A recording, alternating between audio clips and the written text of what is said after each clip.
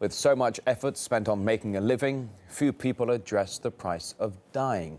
In the UK, many realise too late that death is not something that they can really afford. Polly Boyko reports.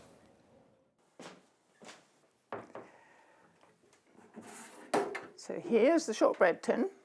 So this is the tin. This is the tin. It's not just any old biscuit box. It's what Jill wants her ashes stored in after she dies. Diagnosed with leukemia in October 2012, she was given months to live. To make things easier for her children, she set about planning her funeral by sounding out local undertakers. He produced a brochure and said, well, this is what we offer, 3,750. And I said, well, OK, how much less would it be just to have a simple cremation without a service, without anybody there? Oh, we can't do that. He said, we can't reduce our fee. I mean, he was really saying we won't. For people who don't want or can't afford a traditional ceremony, the UK's funeral industry offers strikingly few options. Bath University found that the price of the average British funeral has risen 80% over the past decade to almost £8,000. That's almost double what it costs in the US and more than 3 times the price in France.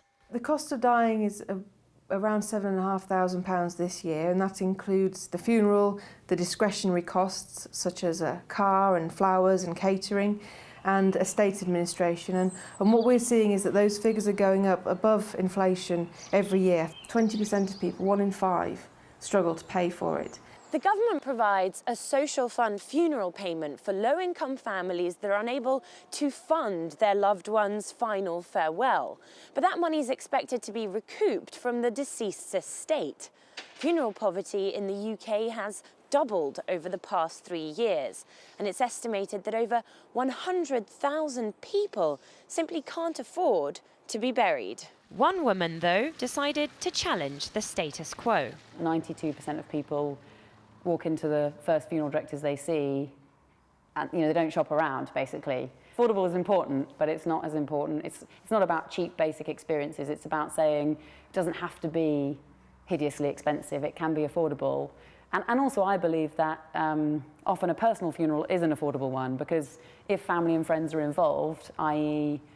bringing their own flowers, helping to carry the coffin, then the costs are going to come down. For Jill, the people she calls funeral sharks were a revelation. I was going to pay in advance, but it seemed to me a ridiculous amount of money, and I was paying for stuff that I didn't want. And for the cheapest funeral to be nearly £4,000 today, God knows what it's going to be next year or in 5 or 10 years' time. I just think the whole industry needs a good shake-up. Jill finally found the funeral she wanted, and there was more good news. Her leukemia treatment worked. Doctors say she's now cancer-free. I sort of feel that maybe I was meant to be around that bit longer to be part of what you're doing now and to spread the word a bit and maybe make a little bit of difference. Jill says she hopes that Brits start talking with their families about what sort of funeral they'd like and how they'll pay for it before it's too late. Polly Boyko, RT, London.